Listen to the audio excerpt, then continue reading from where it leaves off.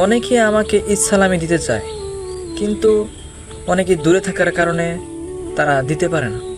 কিন্তু তারা কিভাবে ঈদ সালামি আমাকে দিবেন সেই প্রসেসটাই আমি এখন শিখাবো। তো আমরা এখন চলে যাচ্ছি মোবাইল স্ক্রিনে। প্রথমত আমাদের চলে যেতে হবে বিকাশ অ্যাপে। বিকাশ অ্যাপে যাওয়ার পর এখানে পিন দিয়ে আমরা ভিতরে চলে যাবো বিকাশের। তারপরে এখানে সেন্ড মানি লেখা আছে, এখানে আমরা টিপ দিয়ে ধরবো।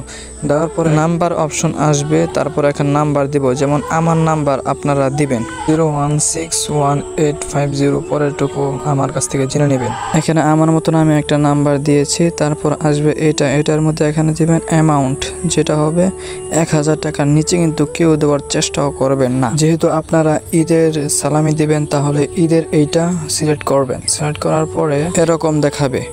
পরে এখানে পিন দিবেন, পিন দেওয়ার পরে কনফার্মে টিপ দিবেন, তাহলেই হয়ে যাবে কাম সারা।